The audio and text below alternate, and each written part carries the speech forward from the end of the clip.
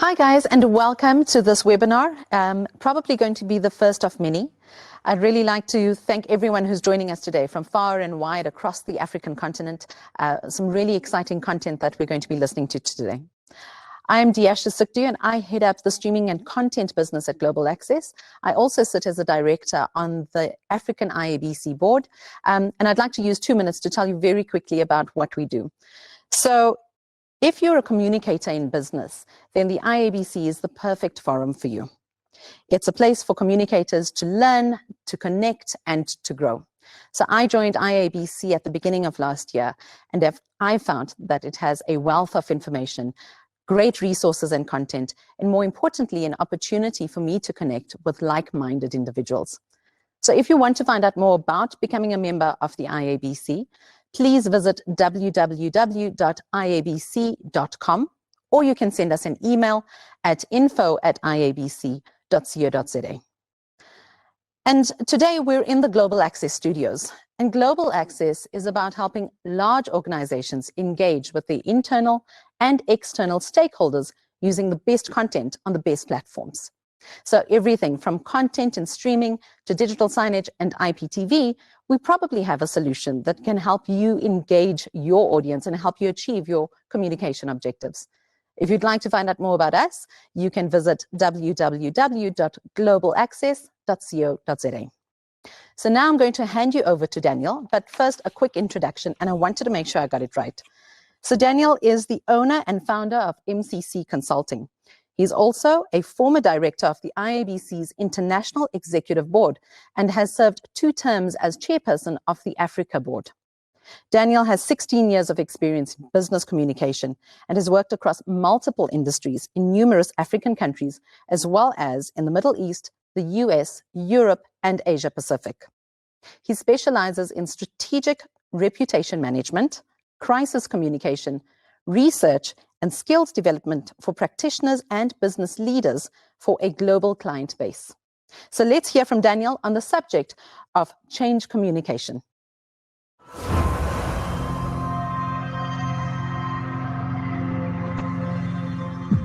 Well, Diasha, thank you very much for that warm introduction. Good afternoon, everybody from the Global Access Studios here in Johannesburg. What a privilege and pleasure to be here for this webinar, talking about change communication in the era of COVID. So I see quite a lot of familiar faces joining us here today. Lasia dialing in from Bloemfontein. I see Cherry Leong is on.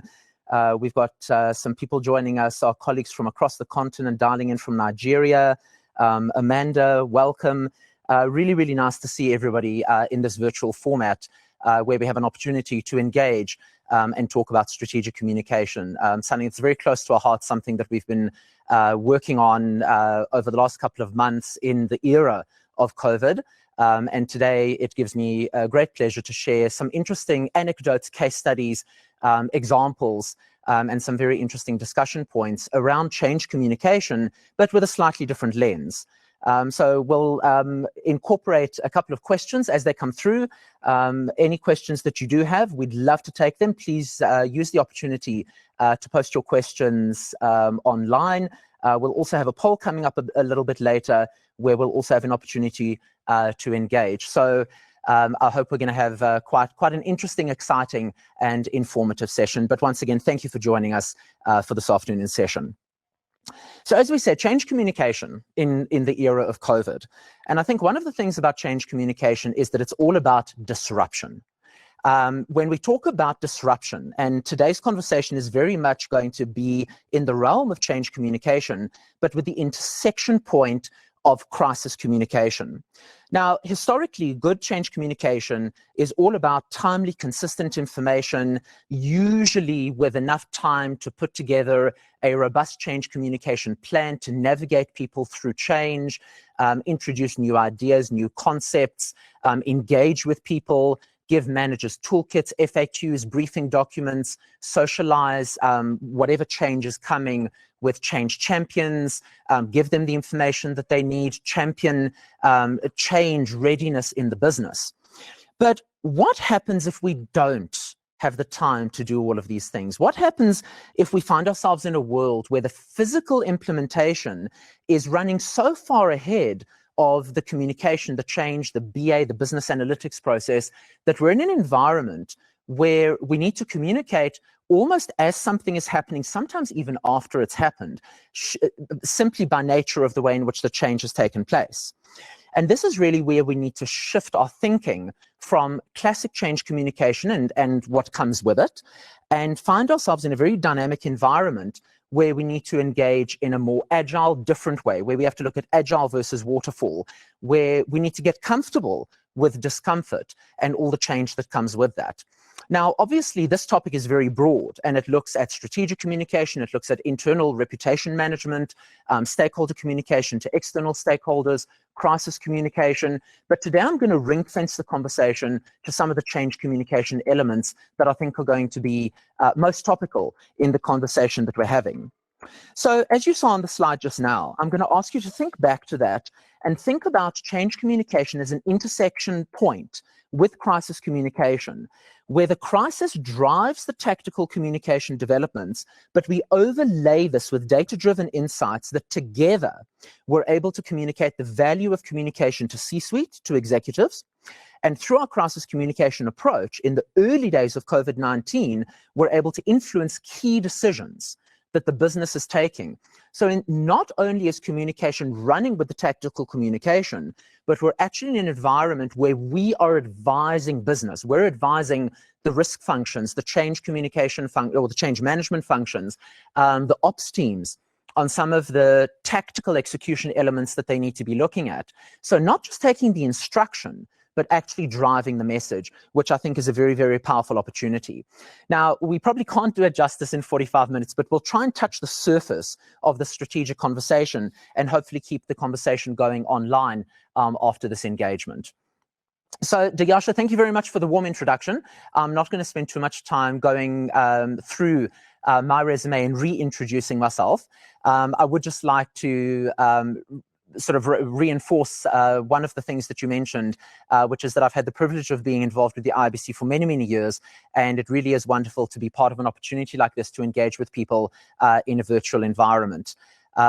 Traveling the world, seeing the way in which different people manage communication during COVID, also working remotely with clients in Asia and the Middle East, has also given me an opportunity to see a different flavor of the way in which different organizations are running the change exercises that they are. So we have change ahead. And I think one of the conversations I had in the very early days, one of the very early BCM meetings, the business continuity management meetings with the COVID task team, was to say, how are we going, we can't afford to do things the same way if we want to produce a different business result. One of the challenges that we had in the very early days was that as we entered alert level 5 and hard lockdown, and later on, certainly in South Africa, moved into alert level 4 and later alert level 3, was a reality that communication was following the regulations that were being introduced. And that, of course, creates a huge amount of change. A very recent example, just earlier this week, or on Sunday night, President Ramaphosa announced that wearing masks is a legal requirement. By 6:30 the next morning, actually a little bit earlier, because when you work with businesses where they have shift workers, people coming into work really early, you already need to have that message landed as effectively as possible. So you don't have time to socialize change as one might have used to have done in the past, but we've got to be that quick where we're actually taking the lead from what is happening and implementing those insights. But I don't want to jump too far ahead, because we still need to talk about some of the earlier days around change communication. And as dramatic shifts were happening in the business, the ability to bring people along on the journey, create a sense of comfort, a sense of continuity, a sense of engagement among employees in various businesses, to make sure that they were at the very least comfortable with the rapid speed with which change was happening. Being sent to work remotely, even companies that have spoken about that paradigmatic construct over the last couple of years, did not necessarily see it happening as quickly as it did happen. And I really, really enjoy this quote from the CEO of Microsoft. And what's really important is the first two sentences, the ones that I've highlighted in bold there. We've seen 2 years worth of digital transformation in 2 months. And I think that is so profound from some of the things that he's seeing, from remote teamwork and learning, sales, customer service, critical cloud infrastructure, obviously talking about it from a Microsoft perspective, but the construct of digital transformation and the speed with which it's been done is so well articulated in the way that he said it here. And when it comes to change communication, how do you say to somebody, from 3 days from now, you're going to be working remotely, you're going to be working from home, we're going to enable you, you're going to have different systems, different VPN logins that you might not have had in the past. I had the privilege of working in one environment where we had to move 1,800 call center agents in 72 hours to work remotely. How do you get them comfortable to work in that particular environment and do that with this level of speed, where organizations might have been talking for 5 years or even longer about a remote working or work from home construct and then been thrust into it within such a short period of time? So I think that's a particularly important point to look at when we talk about the level of change and the change communication that comes with it. Now, I want to take one step back in order to focus on something very important, something that we talk about a lot as communicators, and that is about being strategic advisors. And I thought it was good to review and reflect on what is a strategic advisor. And something that I said when I presented a version of this presentation at the International IBC World Conference last month was to say we're not strategic advisors because we as communicators go to a C-suite and say we're strategic advisors. We are strategic advisors because of 4 very important pillars. One is because our stakeholders say that we're strategic advisors. Secondly, if we demonstrate a degree of benchmarking and best practice to the work that we're doing, the skills and delivery and the quality of the work that we deliver that speaks for itself. And of course, did we make a difference? And that is, did we have an end result of our communication efforts on our stakeholders? Now, under normal circumstances, you have a long tail effect to be able to test whether a change communication initiative landed the way it should have, if the uptake was correct. You also have an opportunity to stress test the thinking, integrate new opportunities, learn from pilot studies. But in this case, you didn't. In this case, it was a case of get the people to work remotely, socialize them with a whole new way of working. And of course, with alert level 5 in South Africa, and it's interesting to see some of the markets across the continent that are in different phases of COVID, some where the number of cases is still increasing and will probably follow suit on the South Africa example, others that have already overcome their peak and are already tapering off. So there are different environments that we're dealing with.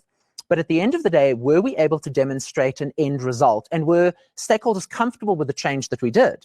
That also means testing in real time. And this is where I talk about the data-driven insights around change communication to go to C-suite to lead the conversation. C-suite will say, get my people out of the office, get them to work remotely, get them to work from home. But 2 weeks into it, when you're able to do a dipstick to make sure that people are comfortable at home, have the technology that they need, connection is good, what is their mental well-being like, those are really strategic insights that as communicators, certainly partnering with the human capital functions, OD and well-being, are able to actually bring these insights to the table and inform future decision-making based on insights that comms is able to provide. So there's some really, really critical insights in terms of being able to be positioned as strategic advisors. It doesn't just happen. It's something that happens as a combination of a number of factors, usually over time, but in this particular case, we have far less time to be able to do it. And I think that was a really, really important starting point around being strategic advisors at the table, and certainly something I was challenged on in the early days of sitting on the COVID task team. What are we bringing to the table? So when it comes to agile versus waterfall, and I'm sure a lot of you might have seen a diagram like this or even this particular one, but the schematic of the concept of change communication moving from a waterfall approach where we build the entire shift and the entire construct and then implement it. And the waterfall approach obviously covers a myriad of steps throughout the value chain, from testing to designing to implementation to piloting to re-implementation to testing and then coming back and then redoing it and then rolling it out to everybody at the end of it. Agile, and where I say get comfortable with agile, is where that entire waterfall approach, and as you saw from the CEO of Microsoft, where he spoke about we've done 2 years worth of digital transformation in 2 months. Waterfall might have been a 2-year approach to build up to the change, but agile means that what we would have normally done let's say hypothetically in 4 to 6 months, we did in 4 to 6 days. And that, from a change communication perspective, is incredibly important, because it also changes the construct and the narrative of the communication and the message that is communicated. So typically with change communication, we actually build people up to the change. If we think about marketing, where we talk features, advantages, and benefits, we would typically sell people on the fab, on the features, advantages, and benefits during a waterfall approach, so that when it was implemented, people were already comfortable. During agile, where we don't have the luxury of building up the fab, we really need to focus on the advantages and benefits rather than the features. The features is operational, technical communication. But to get people comfortable with seeing the benefits of working with the systems that are being provided, how does it work? Why does it work that way? What can you do? And a lot of the change communication in the early days focused very much on the do this, the pragmatic content that they need. But what I'm going to share with you a little bit later is that content was built on data-driven insights. So when we presented the approach to Exco, why we need to talk in a certain way, it was based on data that we gathered from the system that enabled us to identify a very, very clear approach. And of course, when you do that across 10 markets across the continent, and each market is in a different phase of COVID, we need to adapt a generic bespoke approach to make sure that the communication appeals to everybody. And that's what agile means. That's a pragmatic example of being agile, not only in the change communication to people, but saying this week we spoke about this, but now we've done a dipstick. We found that actually what people are looking for is that. Here's the data to prove why we need to change the narrative in real time. And as opposed to having a couple of months of design and development and content management and planning and curating, it's a case of, we found this out on Friday, we worked through the weekend, we adapted on Monday, and it went out on Monday. And that level of agility also gives employees a great sense of comfort that the business is with them, on their side, understands them, engages with them, talks to them. And I'm not going to spend too much time talking about strategic communication tactics today, because this really is about the agility and the change communication. But I think it's incredibly important nuances that need to be taken into account. So let's talk about some interesting points that we can reflect on here. And I'd like to remind everybody that's joined us on the call today that they are most welcome to post any questions that they've got, and we'll tackle them either during the presentation or thereafter. So I think some of the things that I can certainly reflect on and share from best practice experience. We were invited to the very first BCM meeting before it even became a COVID task force.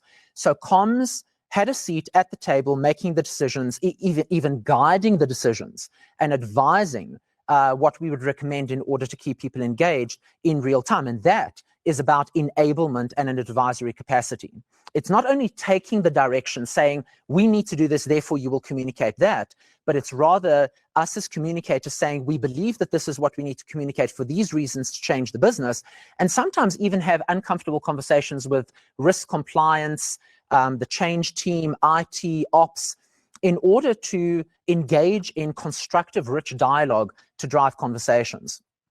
Obviously, the pandemic is a fast-moving and unpredictable environment, as I used the example earlier, as we shifted from different alert levels. And while some operational communication can, alas, only follow an implementation, for example, during a gazetting of new regulations, there is a lot that one can do to be ahead of it. Certainly, I can reflect on thinking back quite fondly in hindsight of the fact that we were quite fortunate that we had already mapped out a pandemic as a level 4 crisis in the crisis communication strategy and plan. And therefore, whilst you can't be prepared for every scenario, there were certain back-end processes that were already in place that enabled conversations to take place with greater ease. Those existing crisis communication plans, whilst you're not prepared to handle everything, did enable a change management process or a change communication process of the change management to feel a lot more agile, because we were working off a foundation that made sense to the stakeholders while we were dealing with it. So we leveraged the crisis management team, we mobilized an integrated approach. We interestingly had a team working about future ways of working while we were still in the very early days of lockdown. So it wasn't about whether you're going to bring people back to the office or continue to work from home, but the principles of looking at the scenarios of what this long-term might look like. And we shared some of that information with colleagues along the way, and that gave them the sense that the business was in control. We had their best interests at heart. We were looking after their safety and security. And you'll notice that I'm not talking too much here about the real tactics, like here's a poster that says wash your hands. That's a hygiene factor. I take that almost as read, that those hygiene factors are taking place. It's these more strategic conversations, enablement conversations, advisory conversations that I believe are incredibly, incredibly critical. As we go on to some of the other discussion points, these are just some examples of very interesting things. Certainly I can speak from personal experience that I found myself involved in during this crisis. And I think they lend themselves to very strategic insights around change communication and being strategic advisors in business. So in this particular organization that I'm speaking about now, they didn't have a traditional intranet in the sense of the way we think about intranets. But in the very early days, there was an understanding that there is no ways that you will be able to communicate this volume of information without an anchor point. So we were able to, with the new SharePoint type of environment, even non-technical people were able to build a SharePoint site literally in 48 hours. Later on, well, 6 weeks later, it's actually become the hub of an entire new intranet. So it also shows how communication is leading the way and driving the direction, and very important to reflect on. And certainly when we reflected and presented this insight back to the board, who asked to see what the communication efforts were, those are the type of anecdotes that resonated and landed very well and very effectively with the stakeholders as they were communicating them. We had a full 3-month communication plan drawn up and presented to Exco within 36 hours. So it gave people a very, very clear understanding and opportunity about how communication was going to be positioned, what the expectation was, and what we were going to do to socialize the changes that were going to hit staff over the coming weeks. 92% of the office-based staff were moved off-site within 72 hours of alert level 5 being announced. And that also just demonstrates a huge amount of collaboration with the ops teams, with the IT teams, but also you can imagine what communication has to take place in order to ensure that people are comfortable with that level of change as it comes about. That then followed with 32 comms over a 6-week period. That ranged from 3 weekly reminders to senior manager communication. And just to keep external communication going, LinkedIn was also incorporated there. These are just some high-level examples of some of the areas. But I think the points that I really want to land on here are the heart of what we talk about change communication and the content, message, and construct of the narrative that you want to land in a business. So we had to adjust messages and translate them in real time to 14 markets to ensure a Pan-Africa feel. Now that becomes very complex, and I know that we've got some colleagues from, I believe, I see Ghana, Nigeria, Cameroon on the call. And every market is in a slightly different stage of COVID.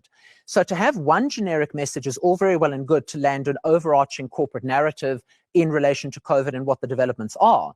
But what's really going to connect people in the markets beyond the face-to-face line manager communication, and I'll talk a little bit later about the face-to-face training we did on Teams during COVID in order to enable managers to have key conversations, but it's to adapt the message to make it absolutely relevant, even the language. I mean, when we had to adapt language to the London office, you want to talk about the tube. You want to make it feel customized and real to get people to buy into the changes that are being implemented. So these are really, really important things. One of the other very exciting things that we got to do was have a live pulse engagement barometer that staff were able to complete. And we were really, really pleased with the results that we got for it. But we asked people, and I'm going to share actually a real graph, a slide with you of the real data that we extracted. But it was a simple poll, and it took people 20 seconds to complete. But it was to say, how are you feeling? Am I okay, frustrated, anxious, content?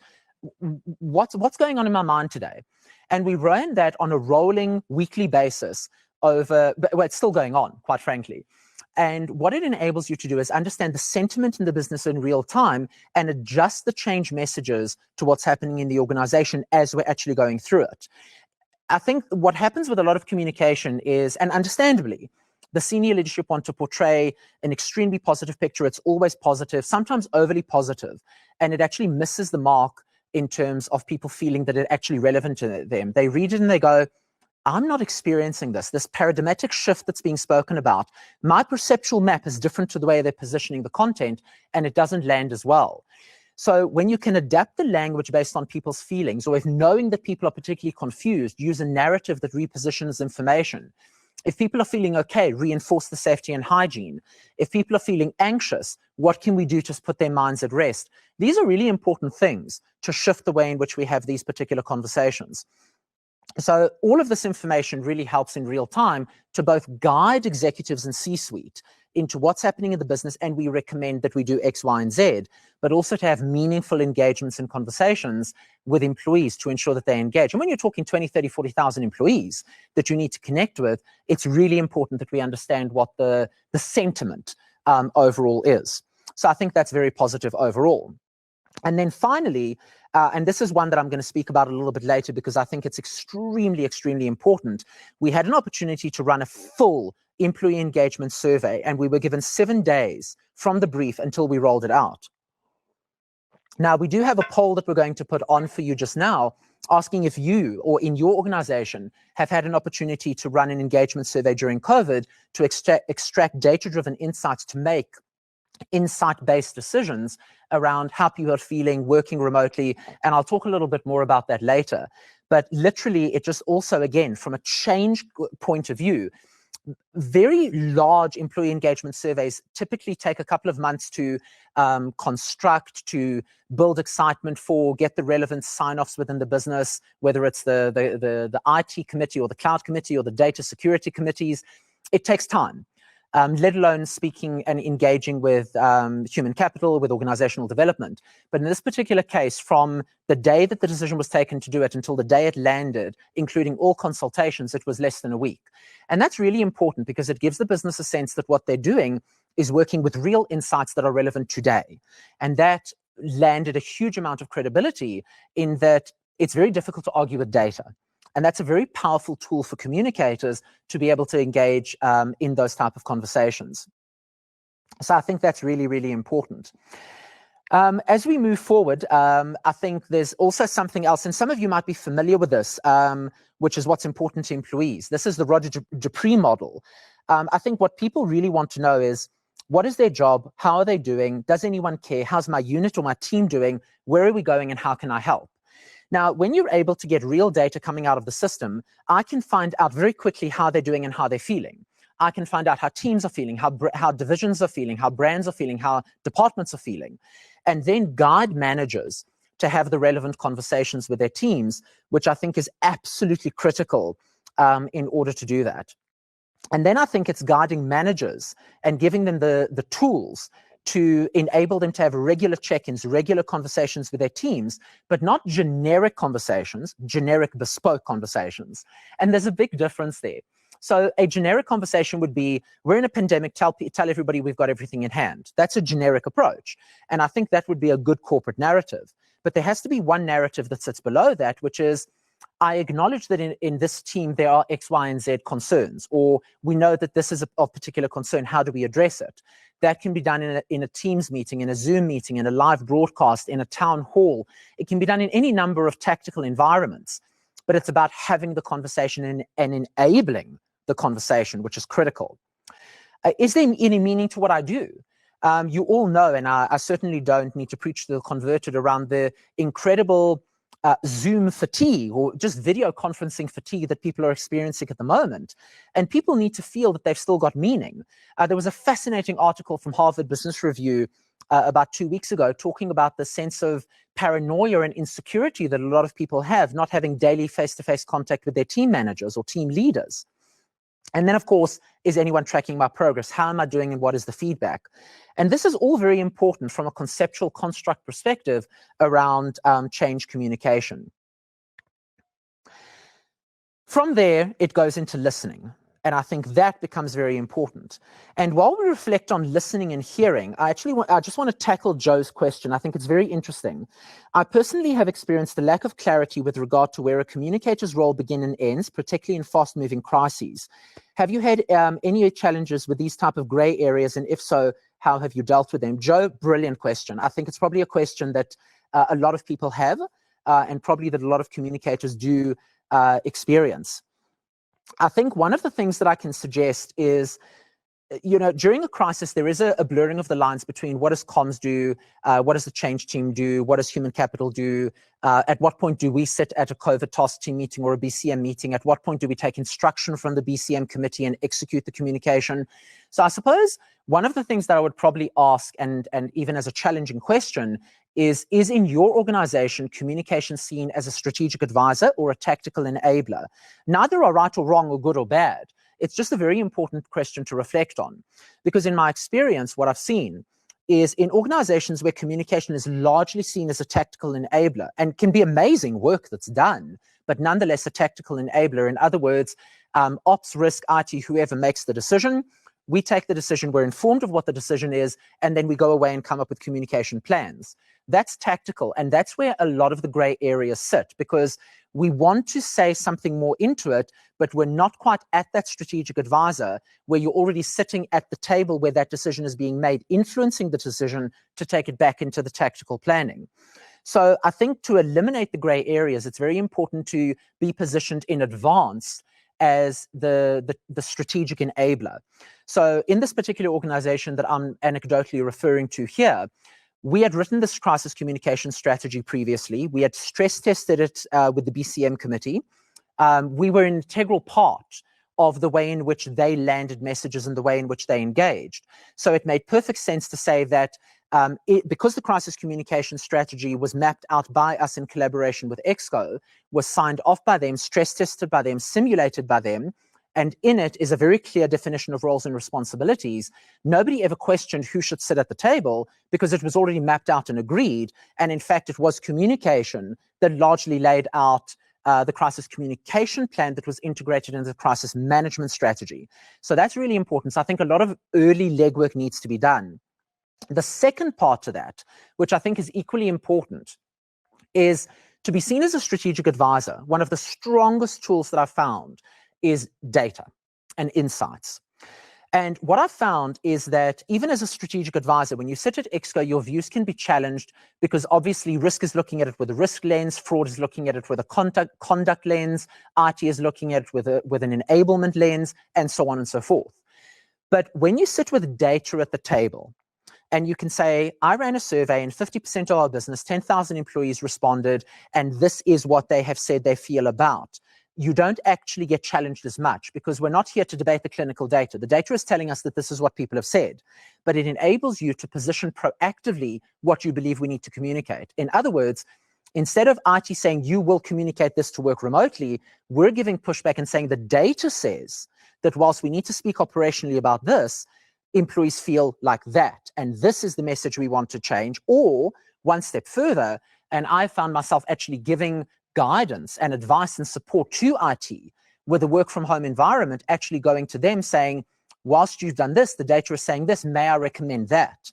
And because it's based on data, it elevates the credibility. It takes you that one step further, which I think is absolutely incredible. So Joe, thank you so much for that question. I think extremely, extremely relevant during these times. And it speaks to exactly what I was talking about earlier with listening, hearing, and actioning. Because when you're able to put data on the table from the listening architecture that you've enabled, it really empowers a substantial number of conversations. So let's talk about, or let's let the data do the talking for us. And what I'm going to do is share with you a real example or a diagram of data that we collected, and I want to talk you through how we actually came up with a strategic plan around it. So here's scenario one. What does this data tell us? So this is what the data told us.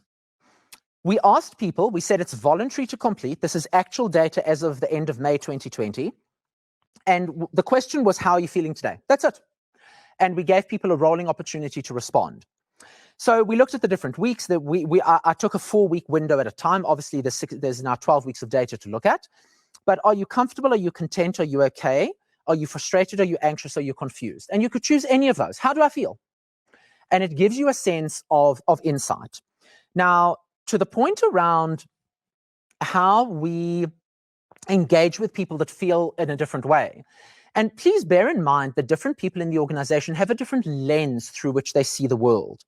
So very often EXCO has a view, And I wholeheartly respect the view that they have, looking, saying, well, we've enabled them to work remotely, so surely everything is okay.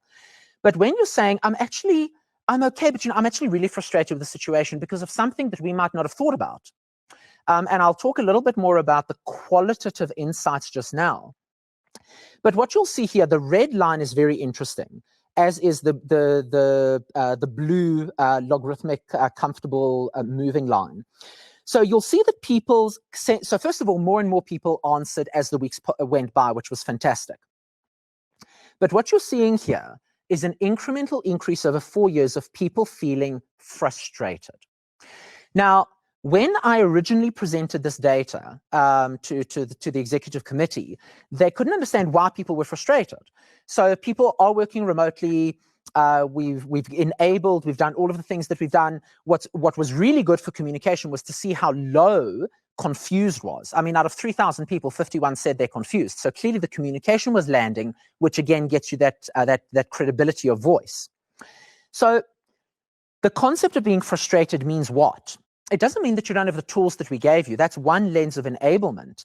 It could be that I'm working from home full time. I'm a single parent and I've got 2 children to homeschool. I'm frustrated about the overall situation.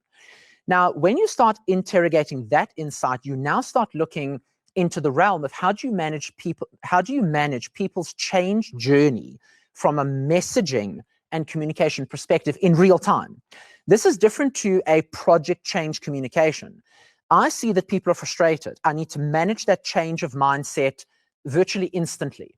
So we use this type of data to ultimately enable business strategy.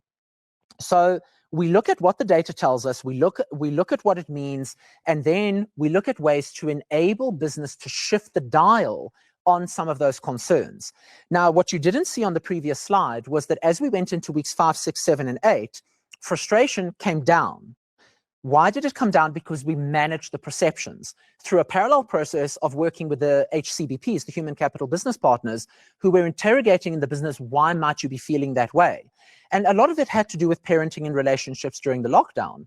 So by working then in partnership with Wellbeing, landing really powerful parenting partnering messages and well-being messages, it actually started to change the tide around people's frustration. It wasn't technology. That's the hygiene. We gave you a machine, we gave you a data card, we even enabled you to take your comfortable office desk home, chair home to work more comfortably. That's hygiene. That's a change message. It's happened, it's done, the operational piece moves on. But there are a lot of other things happening in people's worlds that impact them. And I think that's quite important. So business then spoke the people's language. We helped people, we continued to measure the process, we communicated effectively because we were able to understand from a change messaging point of view, a responsive and empathetic response. We were able to maintain continuity from work in partnership with many, many other departments in the business. But the data showed us that while people were enabled and comfortable operationally, the anxiety of working from home was still a pressure point around the softer, the soft skills and the softer issues. But it did prove also that employees were very resilient, as you saw from the diagram earlier. We were also able to assess workforce pressure points in real time and obviously prepare for next phases in a very iterative way. So change communication hasn't stopped reinventing itself literally in 12 weeks because there's new change that's hitting every week, whether it's change of more people working remotely because of the case spikes, whether it's bringing some people back to the office because they couldn't work from home, whether it's measuring the cost to the business of the leave no action. Whatever it is, these are the things that we're dealing with, and there's something new that change is doing every day. But a change communication cycle has gone down from X to X minus 500%. If something took 3 months, it's now taking 3 hours. It's how do we actually craft that communication and be comfortable with it? So I think that's particularly important around that. I think while we're looking at some of this data that you're seeing on the screen at the moment, or that you had seen, is Edgar asked a very good question here. How do you communicate effectively within the pandemic process? And I think this is actually a very good point to look at some of that. So it's about getting the data that we spoke about earlier. It's about looking at all of these drivers. And one of the things where we talk about good communication during the pandemic is how well has it landed operationally versus from a human perspective, an empathetic resilience perspective. So we can enable people to work from home. We can make sure they register their SIM cards. We can make sure they've been set up for facial recognition to do temperature testing for those coming back to the office. Those are all operational elements. It's operational communication about change. But when we talk about taking people along the journey and managing the change that people are going through during the pandemic, not only work-related, because remember, work from home environment, especially during the lockdown, was a very extreme form of work from home. Companies that have been talking about the work from home construct for years never built a work from home scenario that was 100% work from home. It was rotation. It was 2 or 3 days a week. It was pop in for meetings. It was meet somebody at a coffee shop and then go home. It wasn't really built around the model of you will be at home 7 days a week.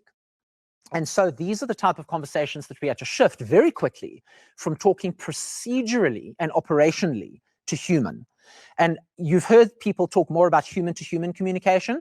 That's really what it boiled down to. So process is one thing, but communication is process is hygiene factor. The process is the process. You communicate the operational implementation, but it's about the elements that sit behind it that really, really, really make the difference. And that was quite exciting. But then the engagement survey was particularly interesting because that gave us a lot of insight that got a lot of attention from various stakeholders. So we turned it around, as I've already said. What we did is we used this to identify key pressure points from a parenting point of view, a risk point of view, an ops point of view, an IT point of view, but also about financial, mental, and physical well-being. And what does that mean for the business? So, for example, if financial wellness is a key pressure point, then we know that the conduct committee would look at that as a potential opportunity or for fraud. So how do you mitigate that before it even happens? So here again, we as communication are contributing to ops and resilience and risk and conduct planning. It's not that we're taking the lead. We didn't wait for the conduct committee to come and say, we believe there might be a risk of, or an elevated risk of fraud. We went to the ethics committee and said, we believe there might be an opportunity. This is a massive paradigmatic shift. And Edgar, this also answers a portion of your question, how do you communicate effectively? You find out what people actually want to talk about. You find out what engages people. You find out what the pressure points are in the business. Again, operational communication is operational communication. There are only so many ways you can tell people or advise people how to have a Teams meeting. But how you help people navigate the complexities of well-being during a pandemic, or work from home, or parenting patterns. How do you help a single parent that has to spend 4 hours a day homeschooling 2 children when they've also got to work full-time during the day? That is how you navigate a pandemic, by looking at that type of data to be able to make those informed decisions. And most importantly, which goes back to Joe's question, you land this message at the excos or the forums or the task teams. You don't wait to get the instruction to communicate it. You say, I have found this out and I make this recommendation. What I'm saying is we set the agenda. We become those strategic advisors. And I think that becomes absolutely imperative. So we're able to provide all of this type of input to human capital and comms. So by doing that, we can identify or enable strategies to emerge sooner. We're able to look at accelerating the digital transformation by helping people better understand the different developments that are taking place. We're able to support them in reviewing the IT infrastructure and enablement that they put together. We're able to look at the digital upskilling. Now, digital upskilling in the past, we would have traditionally took managers away and spent a day or 2 coaching them on soft skills, how to support. Now you do it in 90 minutes on Teams, and you have to land the same message. But it's how do you embrace this type of digital transformation? We use the data of this employee engagement survey to also actually look at the workforce planning and the future ways of working, be it work from home or remotely. And we also helped by do other scenario planning, which was particularly interesting. So using the poll function on your systems, it would be great if you could indicate whether you've had an opportunity to do a similar survey to bring similar data and insights to your excos, just to get a sense of where people are at in the different markets. It would really be great to see that. I think what's interesting about the opportunity around that is that it doesn't have to take months and months and months, and it doesn't have to be based on an academic construct. What XCOM wants to know is what's happening in my business today in a sound, rational, considered manner. And when one can give those type of insights and engage with the information that's being provided, it creates an incredible opportunity to address some of the very things that the questions that you guys are referring to here are exploring. So how do you map that gray area out? I'm setting the agenda. I'm going in and I'm saying, you expect people to work full-time from home. Schools are asking people to spend 4 hours a day teaching their kids, and the data, the clinical data, is telling us that on average, people are able to spend 1 to 2 hours instead of 4 hours. What do? We change the whole conversation based on that insight in order to provide much greater support for the employee communication. That sets the agenda, which I think is an incredibly powerful sort of strategic insight in terms of shifting the conversation and shifting the tone, and obviously having that voice there, which I think is obviously incredibly important. So those are some of the things that were done around that. So ultimately, what we're saying here is make informed decisions, use data-driven decisions that are based on your information. So you're coming to the party with insights that communication is actually shifting the business dial. And I think that that's a paradigmatic shift for a lot of communicators. I mean, even some communicators I've spoken to in the last couple of weeks, they find themselves very much in a space, and not everybody, but a lot of communicators find themselves in the space where they are constantly taking the lead from business. This change is happening, we need to communicate this. This is happening, we need to add this. This regulation has come out, we need to update this. And there will always be that level of reactivity to an extent, because alas, you can't communicate a government decision until you find out about it. So there's an element that you can be prepared and scenario forecast, but for the most part, that type of operational communication has to follow. But there are other environments, as I've demonstrated to you here, where you can manage people's change journey by interrogating simple, practical, but highly insightful data nodes that you can take back to business to make very, very strategic insights for the business. And I'm very proud of the fact that as communication, we have enabled parenting strategies. We've enabled input into work from home strategies.